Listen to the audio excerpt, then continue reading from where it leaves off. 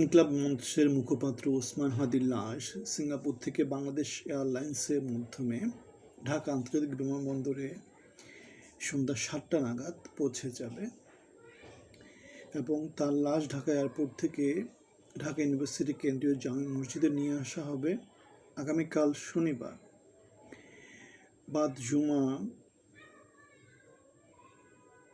আমাদের সংসদ ভবনের সামনে তার নামাজে জানাজা অনুষ্ঠিত হবে এবং শনিবারে রাষ্ট্রীয় শোক ঘোষণা করা হয়েছে। এদিকে আমাদের স্বরাষ্ট্র উপদেষ্টা এবং আইন উপদেষ্টা পদত্যাগ দাবি করে ইনকলাব মঞ্চের পক্ষ থেকে সরকারের প্রতি আলটিমেটাম দেওয়া হয়েছে এবং তাদের অভিযোগ হচ্ছে ফয়সাল কীভাবে দেশ থেকে পালিয়ে গিয়েছে অথবা অস্ত্র মামলায় চাঁদাবাজির অভিযোগে গ্রেপ্তার হওয়া ফয়সাল কীভাবে জামিন পেয়েছে।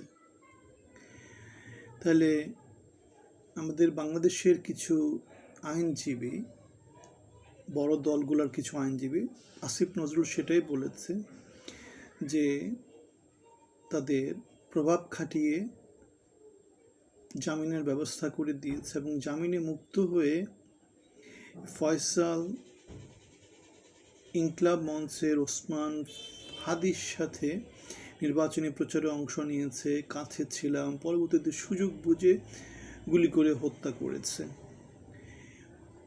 হাদির জুলাই অভ্যুত্থানের অন্যতম বিপ্লবী এই মৃত্যু ঢাকা শহরে তরুণ জনগোষ্ঠীকে উত্তাল করেছে এবং তারই ফল হিসেবে বাংলাদেশের মিডিয়া জগতের দুইটা অন্যতম প্রধান পত্রিকা ডেইলি স্টার এবং প্রথম আলো ভাঙচুরের শিকার হয়েছে।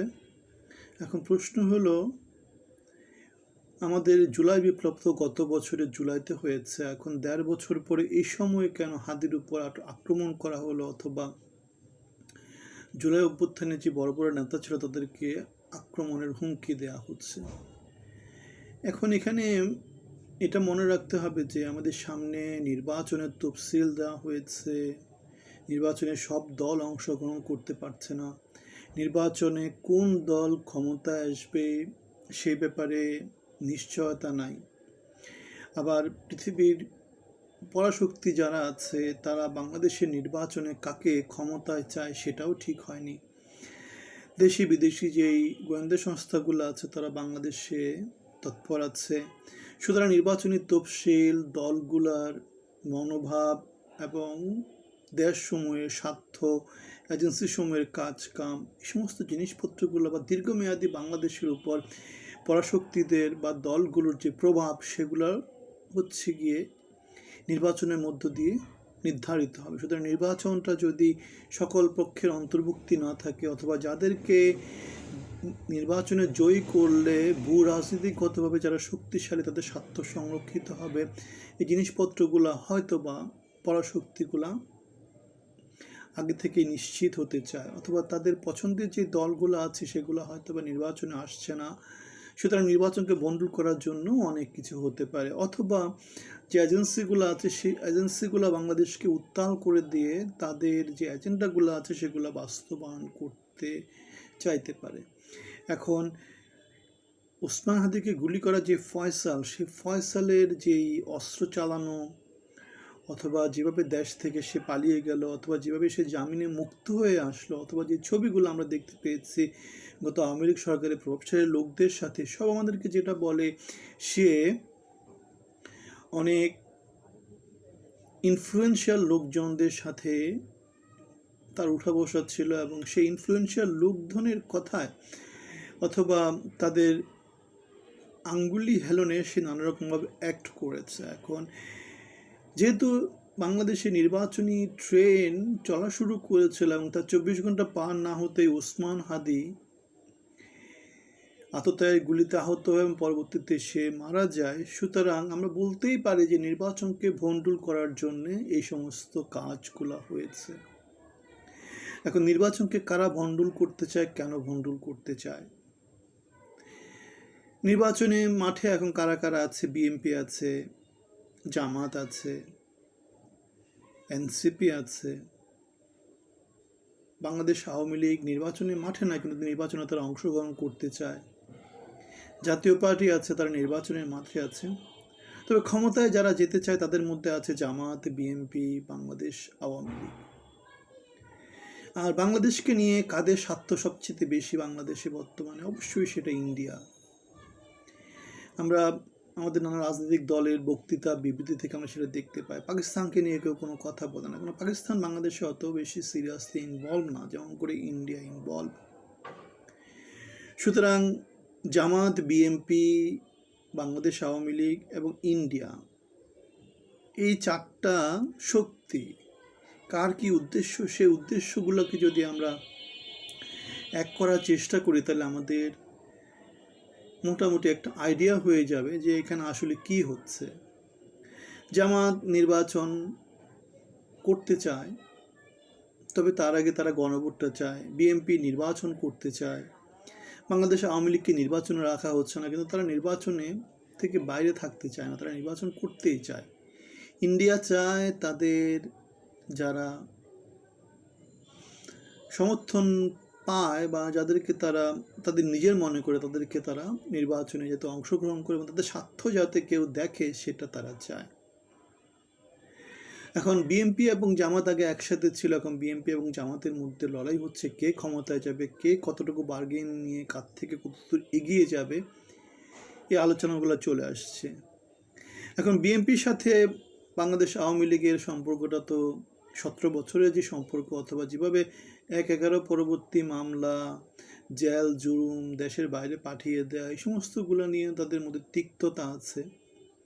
জামাতের সাথে বাংলাদেশ আওয়ামী লীগের তিক্ততা ভিতরে ভিতরে হয়তো তেমন করে নাই, উপর দিয়ে অনেক কিছুই ছিল, যুদ্ধ অপরাধী, এটা ওটা নানা তকমা দিয়ে অনেক কিছু করেছে, কিন্তু সেই জিনিসপত্রগুলা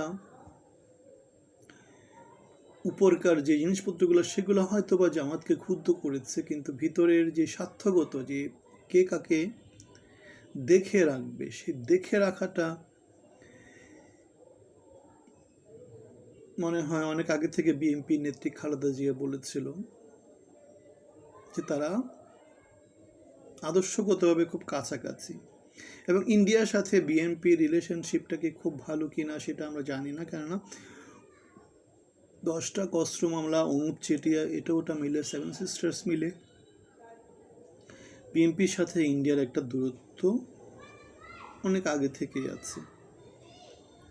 সুতরাং আমাদেরকে সব দিক, এই যে কথাগুলো বললাম, এই কথাগুলো আমাদেরকে যেদিকে দিক নির্দেশ করে সেটা হচ্ছে জামাত বর্তমানে বাংলাদেশের রাজনৈতিক অঙ্গনে, সরকারে অথবা সাংগঠনিক দিক থেকে যে শক্তিটা অর্জন করেছে, সেই শক্তিটাকে যদি তারা কাজে লাগায়, গত 17 বছর তো তারা দেশে ছিল, সংগঠিত হয়েছে নীরবে, তারা বাংলাদেশে ক্ষমতায় যেতে পারে। এখন আওয়ামী লীগ যদি তাদেরকে সাপোর্ট দেয়, ইন্ডিয়ান স্বার্থ যদি তারা একটু দেখে, অবিভক্ত ইন্ডিয়ার প্রতি যদি জামাত তাদের ইন্টারেস্টটা শো করে, সেক্ষেত্রে জামাত মনে হয় বিএনপির সাথে খুব বড় একটা ফাইট দিতে পারে। এখন বাংলাদেশে নির্বাচন হবে কিনা, নির্বাচন হলে কবে নাগাদ হবে, নির্বাচনী তফসিল কি ঠিক থাকবে কিনা, যে ঘটনাগুলো আমাদের সামনে এসেছে সেই ঘটনাগুলো আমাদেরকে বলে অতি সত্বর নির্বাচন হওয়ার খুব বেশি সম্ভাবনা নাই।